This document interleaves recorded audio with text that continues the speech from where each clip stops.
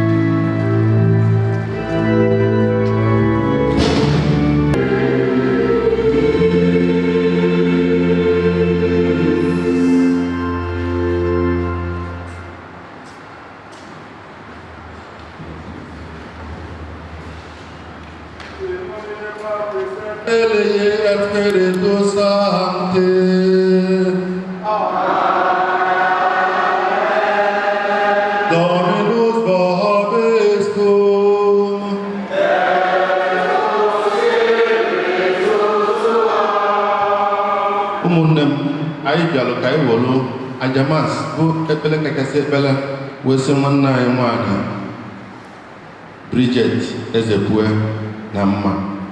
Anyị tụkwasịrị obi na site n'ụdị mba ọ gbara, etu o si n'ọlụ ụka nso n'ọlụ sakramenti nso n'ọlụ Jesu Kristo ya wee kpọgheli ya ụzọ paradaịs. Ka mkpụrụ obi Bridget Ezepue, ka mkpụrụ obi ndị na-ekwe nọ gara aga, anyị na-ayọkwa Chineke ka ọ tasie ezinụlọ ya obi, ụmụ ya na ndị ikwu na ibe ya, ndị ọrụ abụrụ na ndị parishes ebe o bigasịrị like St. Joseph, maka ọ na St. Joseph ka nọ wee malụ Bridget, na ndị St. Joseph Oraukwu na ndị niile ndị ọzọ metụtara. Ọtụtụ ndị fada nọ ebe a ịgba aka ebe na nwanne anyị a bụ onye ji okwukwe siri ike dịka onye Katọlik. Ka Chineke tasie anyị niile obi site na olileanya nke mbilite n'ọnwụ site na Kristi Onyenwe anyị. Ụmụnne m, iji kwado onwe anyị nke ọma maka emume ihe omume ndị a dị nsọ, ka ekweta na ya emehiela site n'ikwupụta njọ anyị ka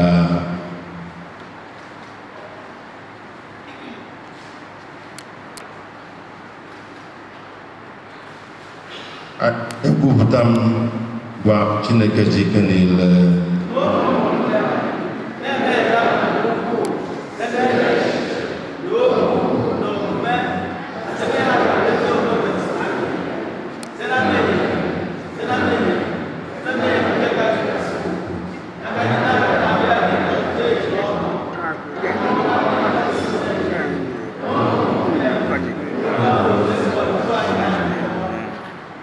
Ka Chineke ji ike nne meela anyị ebere gbara anyị ga wee dugu anyị na ndụ.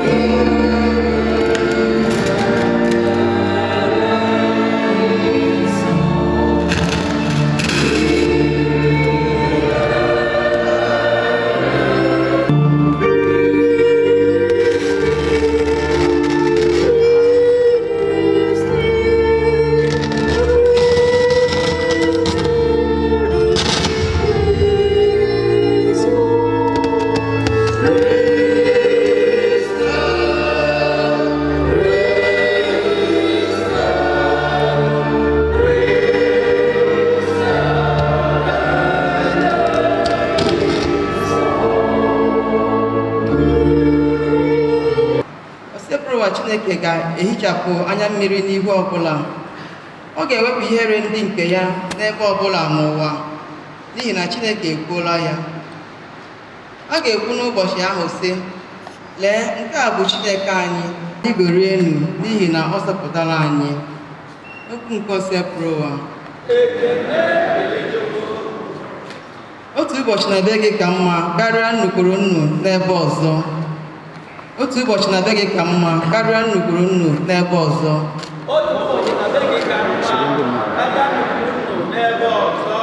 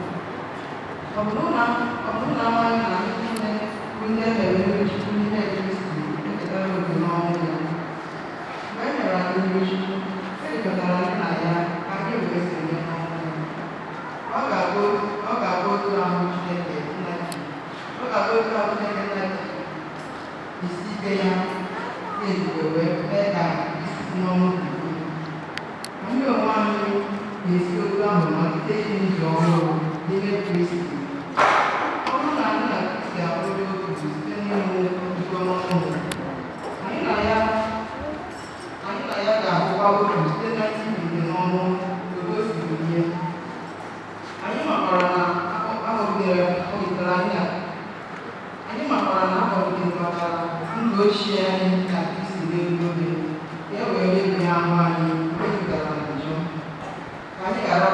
ohu nke ndị ọzọ.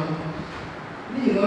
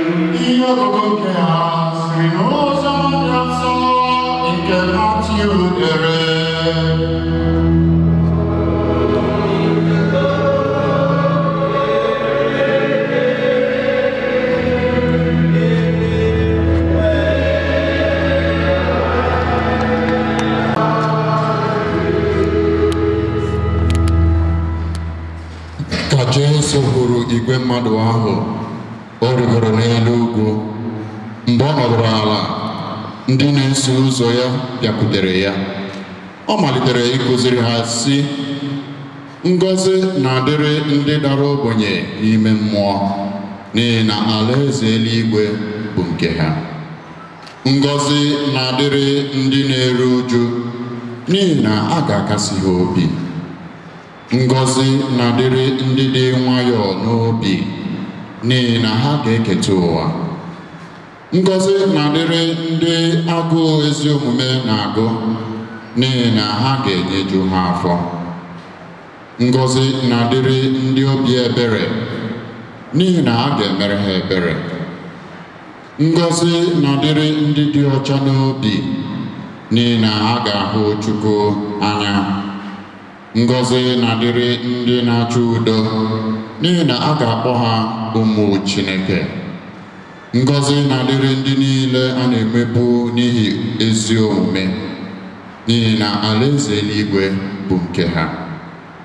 Ngọzi na-adịrị unu mgbe ndị mmadụ na-akọcha unu, na-emegbu unu, na-ekwukwa okwu asị ọjọọ niile dị iche iche megide unu n'ihi m. Ṅụrịanụ ọṅụ, nwekwanụ obi ụtọ, n'ihi na ụgwọ ọrụ unu buru ibu n'eluigwe. Maka na otu a ka ha siri megide ndị amụma buru ha ụzọ bịa.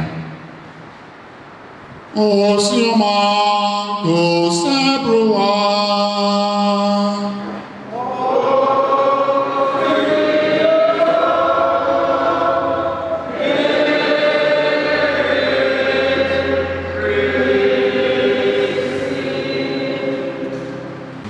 Anyị na-anọ n'ọta ndị otu Kristi fụrụ n'anya igwe Oraukwu, ụtọ dị Jesu Kristi.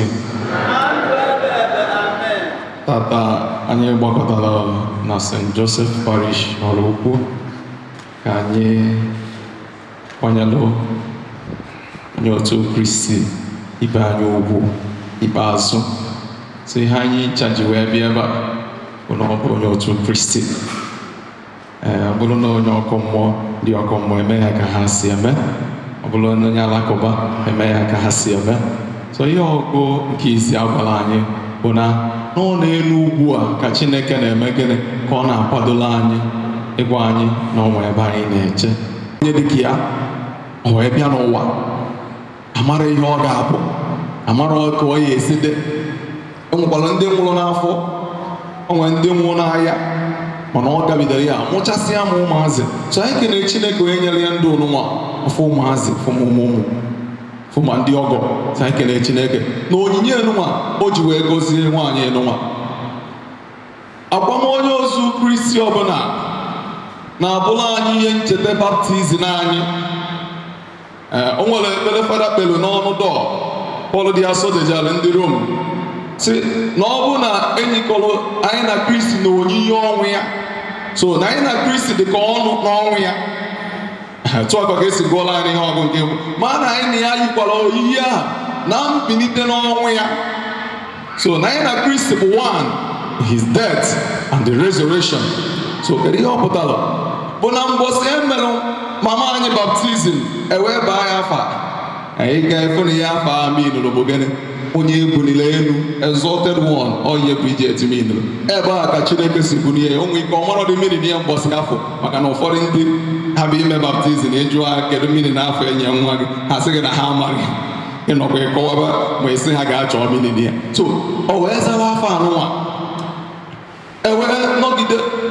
O nwere mgbe e tere ya krizm, ewesị ya na iketego oke n'ịbụ ụkọchukwu, onye ama na onye eze. Ihe niile ahụ emelụ bụ ife anyị na-emeghachi azụ kịta na akwamozu Bridget, maka na anyị na-anya anyị afụkwa white cloth etinyere mgbe a na-enye ya akwa ọcha ha sị gbaa mbọ fụ na emetọghị ya, ihe kwụkwana ka ome gị ka okwu ọnụ ma echiche gị metụ uwe ọcha anụma. Ọnya bụ na mbọsị ọbụla a na-eme ya baptizim ma confirmation ma ịnata ohere isi anyị eyirisie white signifies purity. So ihe a ka anyị bịalụ, ihe a ka anyị na-emeghachikwa. Anyị na-anya na Paschal candle, a na-ebupụte kandụl ebupụte, so mbọsị a na-ebupụte ya n'Easter night, ya na mbọsị a na-eme onye otu Kristi baptizim, ya na mbọsị onye otu Kristi na-ana ewee nye ihe ọkụ ụnụnwa kandụl anụnwa, asị ya were ife anụnwa na-aga ka ị na-egosi the light of God. Ya bụ of course anyị ma ebe Kraịst gwara I am the light of the world, na anyị ma bụkwa ihe nke ụwa. Na ihe izi Chineke kele bụ light, ọ sị ka ife dị ife adị, ewee chụsasịa ọchịchị. Ọ ife ahụ ka a na-amụnye onye otu Kristi. Onye nwabere na mgbe e kechara ife leta ka ekebere the sun, the moon and the stars. Sayensị si na ihe ndị a na-enye ihe, mana ihe Kristi, ihe nke Chukwu dọbụ n'ụwa ife create those things. So onye otu Kristi abụrụ ihe na ndụ ya, bụrụ ihe nye ndị ọzọ. So ọ bụrụ si ihe maka na ọkụ ọbụla iji na-enwu enwu abụrụ sọ gị ka ọ ya na-etili. Ọ ihe enu nwekọka the book of Revelation chapter 22 ruo na 45 verse 4 to 5 sị gịnị? Na those ndị napụtagolo, ndị agbapụtagolo, asị gịnị? They will see the Lord face to face. So na ha merite eluigwe, ha afụ God face to face. Asị gịnị? Na a ga-edezi afa Chineke na egedege iru ha na ama nwezi abalị ọbụla. Enwekwuroziri need for the sunlight or lamplight, maka gịnị? The Lord God will shine on them and they will reign with God forever and ever. Father si kwuo, anyị bi n'ụwa njọ jụrụ anyị arụ, anyị dị ka azụ nọ na mmiri, anyị ama nga agụgọ na mmiri emetụrụ anyị. Some 1:33 to 4 sị gị na ọ bụ na gị na bụ Chineke na-agụ ajọ omume anyị ọnụ, asị gị na o nwekwa onye ya afọ. So nke Bridget ji bụrụ mmadụ, o nwere mbọsị o metere, enwe mbọsị o butere, o nwere mbọsị o chere ọfụma. Ọ ihe anyị ji si Chineke sitezie na ekpere anyị na aja masị n'ụwa bụ ekpere kasị ekpere ka ị napụta ya, ka ị meere ya ebere na-adịrị ike nka mmadụ. Na anyị bịara ka anyị kasị ezinụlọ anụnwa. Mgbe Lazarus enyi Jesu rapụ, ihe Jesu gwara ụmụazị ya bụ ka anyị gaa fụ ndị befa. So ka anyị gaa, ọ maghị ihe na-aga. So ihe ọ galụrụ bụ to console them, ka ọ bịa kasie Mary na Martha obi. Ihe anyị bịara ka anyị kasie ezinụlọ Ezepue obi, wee sị ha die nkwu nji bụrụ mmadụ, nne unu ahapụgo, unu enwerozi nne nke ụwa. Mana unu otu ndị Igbo si bụ ekwu asị ka ọ bụrụzie anya anyị be mmụọ, ka anyị bụrụzie anya be mmadụ. Nne bụ ihe dị mma anyị maalụ. Ihe ọ na-arụ n'ezinụlọ erika. Ndị Igbo ji ya ba afa sị gịnị?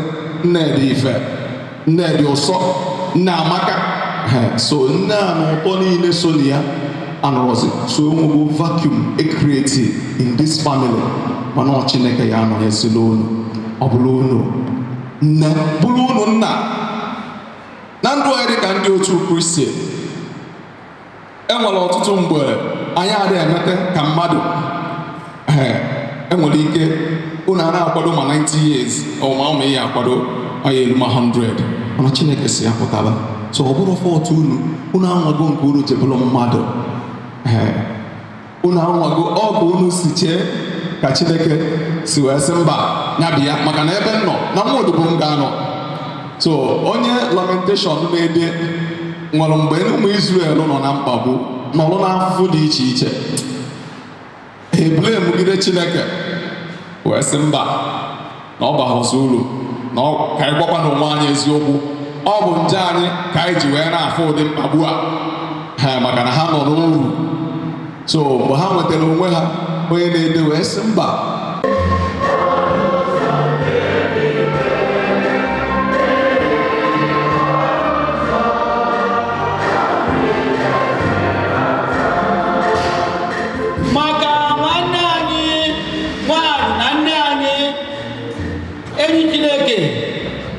bụ Bridget Ezepue ka o keta oke n'ihe nke mbilite n'ọnwụ Kristi ya batara ndụ ọhụrụ nke udo na aṅụrị.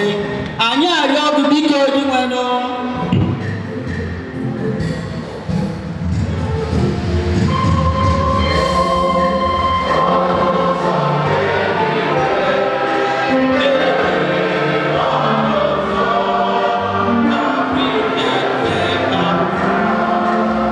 maka ndị nchekwa ha niile kwụsịrị n'ụwa nke a ka a bịakwere n'oziọma nke nzọpụta ebe gbanwee ndụ ha, bịa nwee okwukwe na Kristi onye bụ ụzọ eziokwu na ndụ. Anyị arịọ gị biko dị nwenụ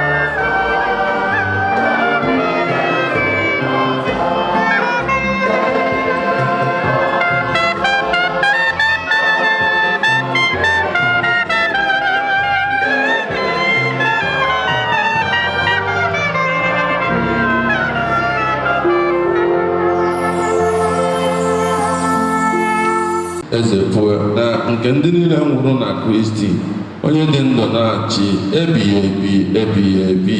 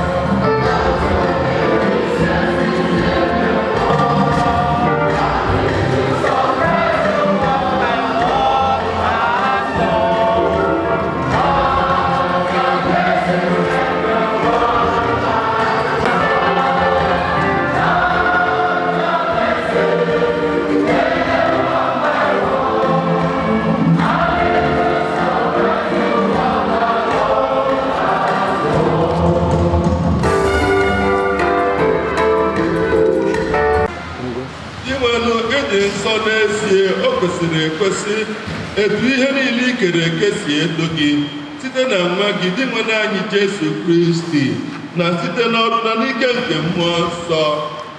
Ị na-enye ihe niile ndụ na-edo ha nsọ. Ị naghị akwụsị ịkpọkọbara onwe gị ndị mmadụ ka o wee bụrụ na site n'ọwụwa anyanwụ ruo n'ọdịda ya, a ga na-ehunyere aha gị ihe onyinye dị ọcha. Ya mere, anyị jizi umeala arịọ gị dịnwenu ka ọ masị gị site n'ike nke otu mmụọ ahụ ịgọzi onyinye ndị a anyị butere gị ka edoo nsọ, ka ha ghọrọ anyị ahụ na ọbara nwa gị dị nwere anyị Jesu Kristi, onye ọ bụ site n'iwu ya ka anyị na-eme mmemme ihe omimi ndị a. N'anyasị araala ya nye, o were achịcha ka ọ na-enye gị ekele, ọ gọzie nyawa, nyekwa ya ụmụazụ ya na-asị, naranụ nke a, rienụ ya unu niile, nke a bụ ahụ m nke a ga-edurunye maka unu.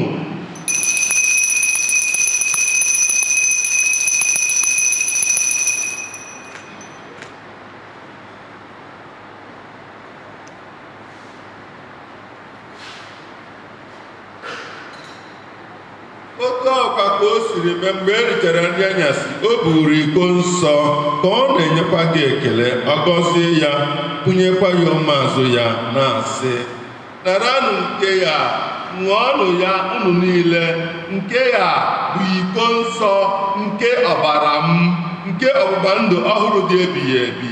A ga-agba ya n'ihi unu na n'ihi imerime mmadụ ka e were gbaghara njọ ga na-emenụ nke ya na ncheta nke m.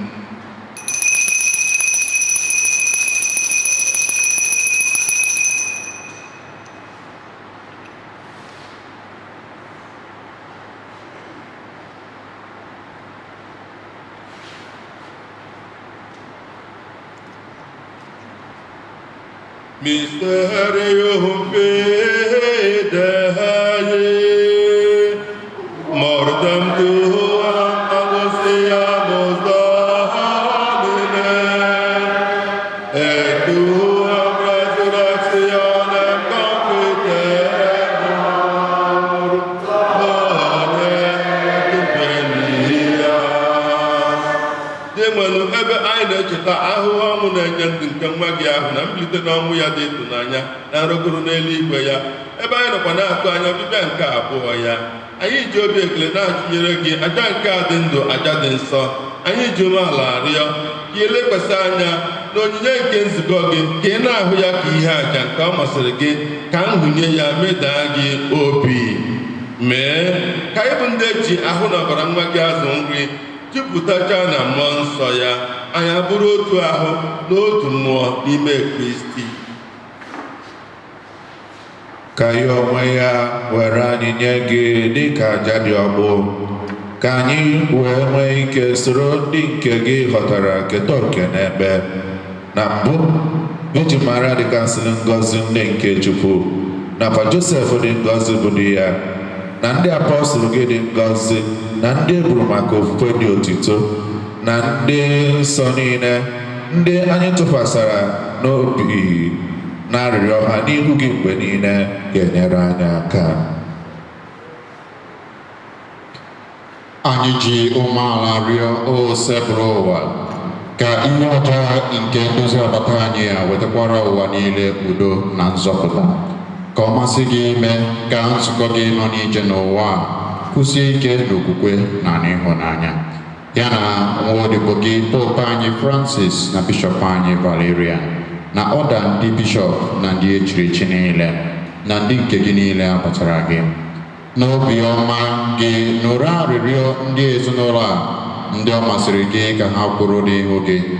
Were ebere kpọkọtara onwe gị ụmụ gị gbasara n'ụwa niile, nna nwere obi ọma.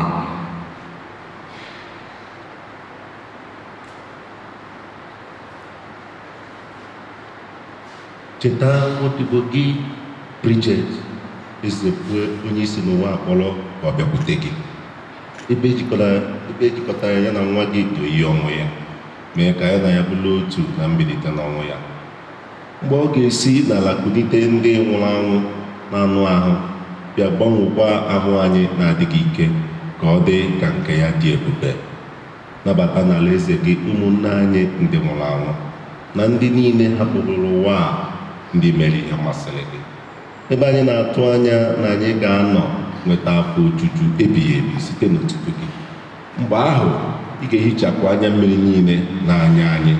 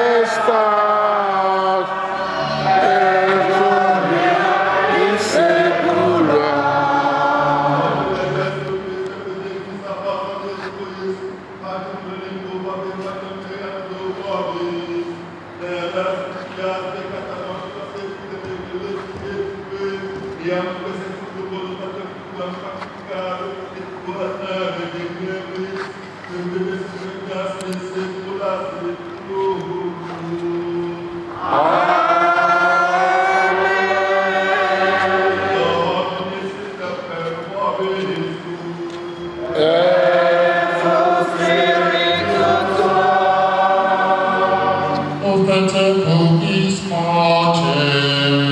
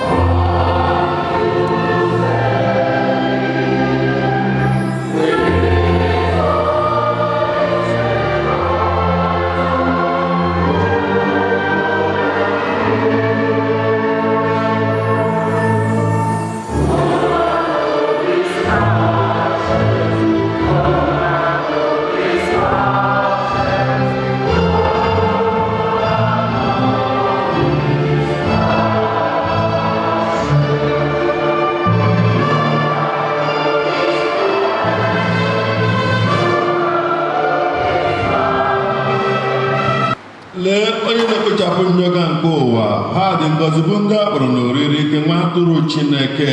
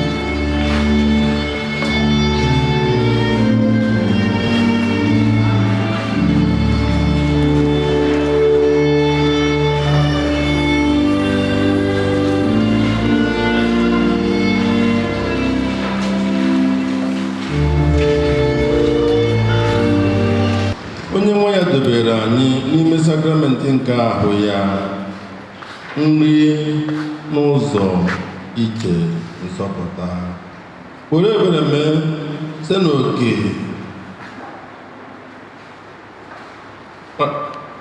site n'oke nwanne anyị ketara na ya na sakramenti nwa, ka nwanne anyị bụ Bridget Ezepue bata n'oche nri dị ebighị ebi nke eluigwe, ngị onye dị ndụ na-achị ebighị ebi ebighị ebi. I'm ekele ndị fathers ụnọla isi eme n'ụbọchị tata. Ọ dụrụkwa n'izu inwe ndị fada naanị ka ha dị na-achịkwa ha niile ọnụ, ọ bụrụ bishọp na-abụ. I'm ekele ndị fada niile na-asị ndị alụnụ.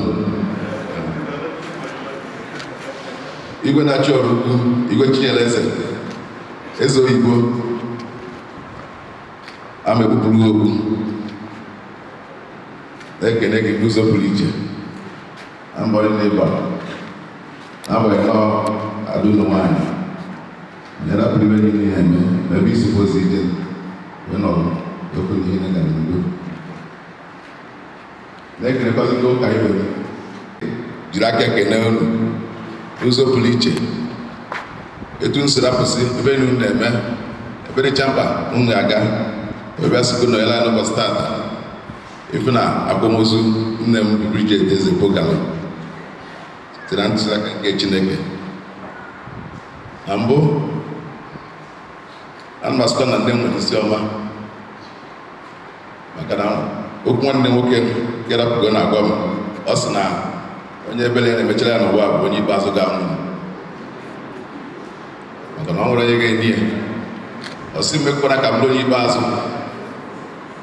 So na nne nwere isi ọma n'ụbọchị tata ịfụ na nwere nnukwu oli ya.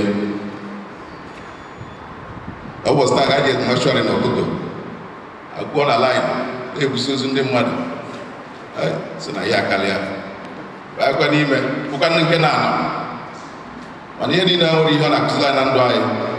Onye na-eme ọsịgo ka ọ rịkọdụ mụọ onyekwa nke bụ anyị niile bụ aja, anyị were na mmụta ihe n'ofu ụbọchị anyị na-egarịkwa etu a. Mana onye mmadụ metara n'ụwa a eji na-edoti ya. Akere Chukwu ihe na-aka agba m ume bụ na ndị mmadụ na-agba ezigbo osialị banyere nne m. So n'ụbọchị tata ana m asị ka osiala ahụ aba n'isi ya ka anyị na-emetakwa ya n'omume n'aha Jizọs Kraịst were nwe anyị.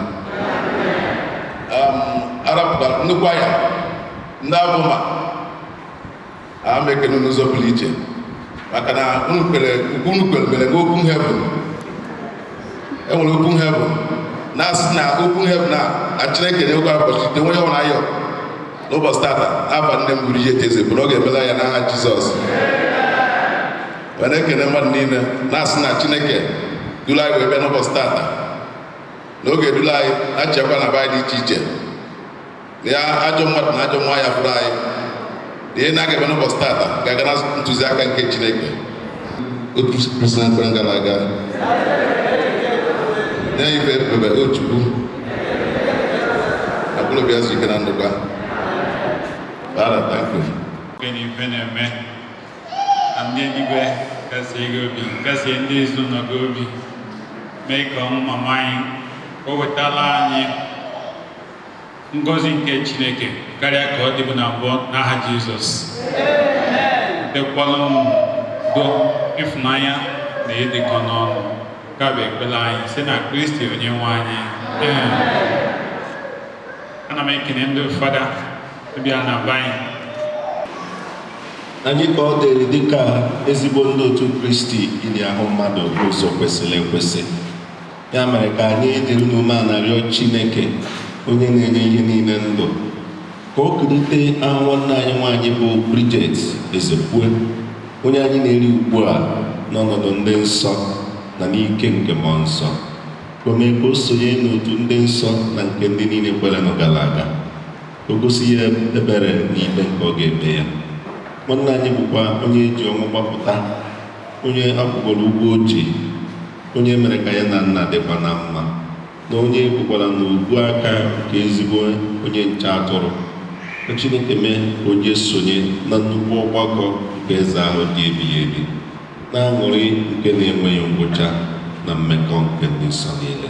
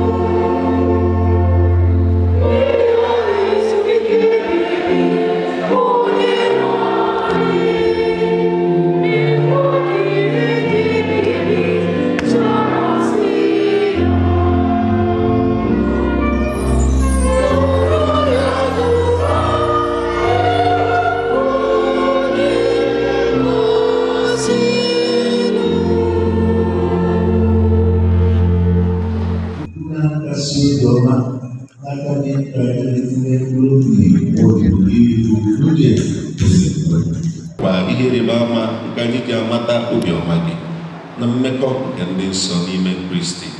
Ya mere, were ebere gee ntị na arịrịọ anyị na-arịọ gị, o onye nwe anyị. Kpọghere odibo gị bụ Bridget Ezepue ọnụ ụzọ nke Paradaịs. Nyekwala anyị aka bụ ndị ka nọ n'ụwa, ka anyị jiri nkụzi nke okwukwe na-akasịrịta onwe anyị obi ruo mgbe anyị niile ga-eje izute Kristi. Otu ahụ ka anyị na nwanne anyị ga-esi nọnyere gị oge niile site na Kristi onye nwe anyị. Amen. Ya bụ Bridget.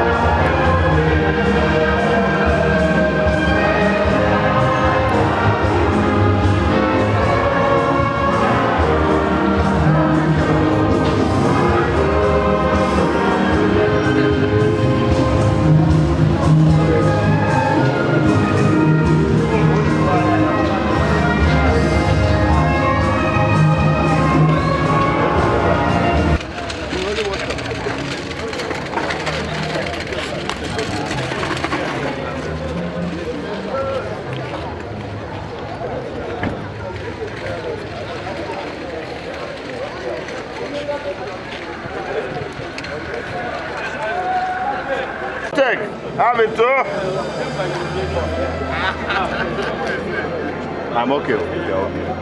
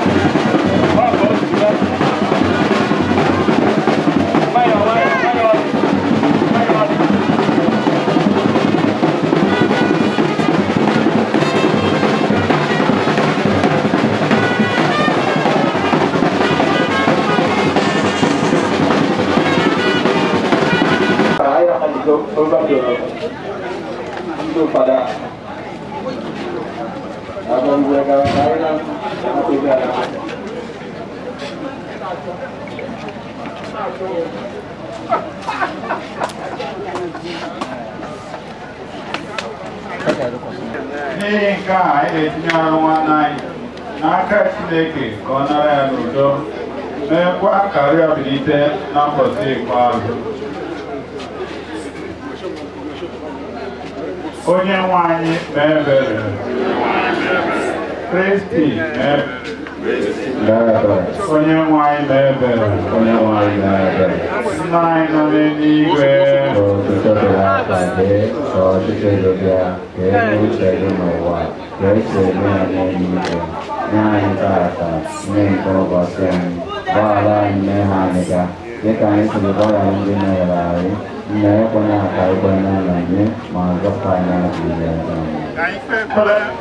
maka mama anyị Eze ka anyị onye nwa Jesu Kristi onye kwuru sị mụ onwe m bilite n'ọnwụ na ndụ onye ọbụla nke kwere na m ọ bụrụgodu na ọ nwụrụ anwụ na ọ ga-adị ndụ ọzọ onye ọbụla nke na-adị ndụ kwenye na m ayọ gị Kristi ka anyị onye kwere ndị ori ndị chegharịrị nkwa ịbata na paradaịs nye nwanne anyị oche na alaeze gị n'eluigwe anyị arịọ gị Kristi eji mmiri nsọ wụcha nwanna Bridget were ụkwa mmanụ nsọ gbaa ya ume kpọbata ya n'otu ndị nsọ gị anyị arịọ gị Kristi eji ori nsọ nke arụ n'ọbara gị wee zụọ nwanne anyị bụ Bridget nye ya oche na nnukwu oriri nke dị n'ala eze gị anyị arịọ gị biko Kristi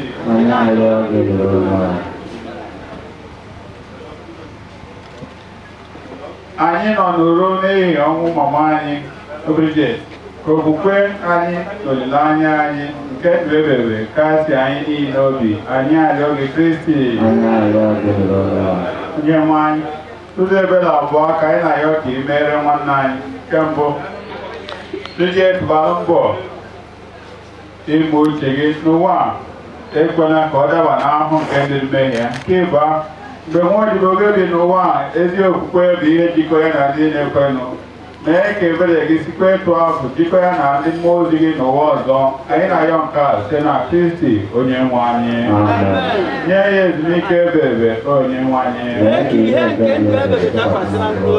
ka mkpụrụ obi ezuru ike na ndị ọkwa ekpere maka ndị na-eru uju Chukwu anyị na-arịọ gị ebe anyị na-akwa akwarị maka ọnwụ nwaodibo gị na mama anyị bụ Bridget ka anyị na-echeta mgbe niile n'ụbọchị nke anyị na-abịawanye nso nye anyị amara gị n'uju ịkwado maka ụbọchị ikpeazụ ahụ site n'ibi ndụ dị mma mgbe niile ka ọnwụ mberede na ọnwa akwado ka ọ ghara ikwudo anyị kama ka anyị na-eche nche mgbe niile ka ọ ga-abụ mgbe ọbụla ị kpọrọ anyị ka anyị wee nwee ike isoro gị banye n'anwụ ije ebe n'eluigwe ka bụ ekpere anyị site na Kristi onye nwe anyị kamara ya nne nke Chukwu na-edikasịla obi ọcha onye ntasi obi ndị na-eru uju anyị hanye n'aka ya mkpụrụ obi nwa odibo gị na mama anyị bụ Bridget Ezepue onye hapụgoro ụwa nke a ka o site n'ekpere nke ya dịka nne ka o wee rụọ ọsịsọ n'ụlọ obibi ahụ nke anyị niile na-atụ anya ya biri na ya ebe ka mkpụrụ obi Bridget Ezepue na mkpụrụ obi ndị na-ekwenụ gara aga ka ha zuru ike na ndị ọkwa